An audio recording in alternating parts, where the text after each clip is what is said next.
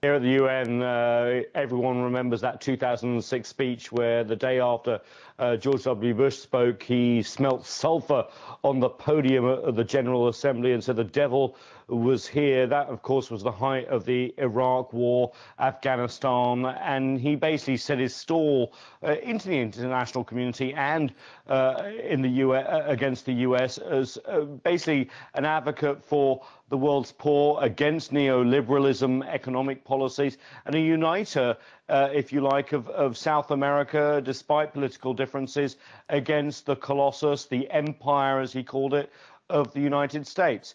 He was, sometimes contradictory, but he really used the oil wealth of Venezuela to project a foreign policy that actually was a thorn in the side of the US.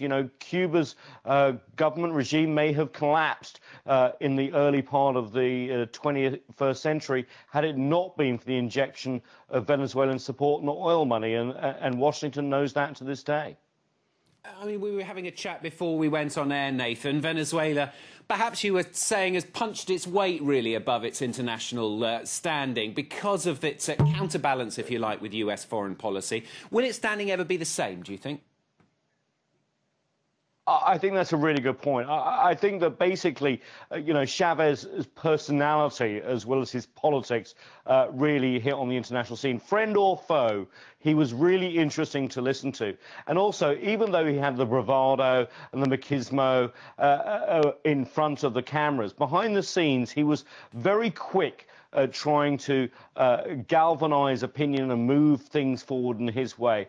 He was instrumental, and he dealt with Washington on this, in getting debt relief for a lot of South American countries, including Haiti and the Caribbean as well. He really realized that if he used his force of personality and the Bolivarian sort of ideology in the international arena, he would galvanize opinion. The UN is often run by the permanent 5 members of the Security Council, but he really did try and use the G77, the 132 nations that make up the majority of the General Assembly, to sort of advocate for post-colonial policies, the poor, and, of course, indigenous rights, and very much making alliances across cultural boundaries. You think of Iran, you think of Libya, you think of Syria. Remember, he offered Assad's asylum before he died. Nathan, a slightly sneaky question. Is it too much to say, do you think, that the US will be quietly pleased that he's gone? I don't think it's a sneaky question at all. I think they're celebrating in Washington. They've had to deal with Chavez for a long time. He has been a thorn in their side. And even if Chavismo continues, it's not going to be on the same personality level. We heard that just now from Caracas. And there's going to be an election in 30 days. And it's going to be really interesting to see what happens.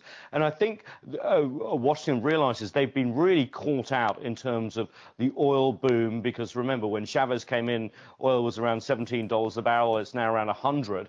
And China has really invested in that country, so have many others, and they've lost out. They really need to get back in with Caracas, and I think they'll see this as an opportunity.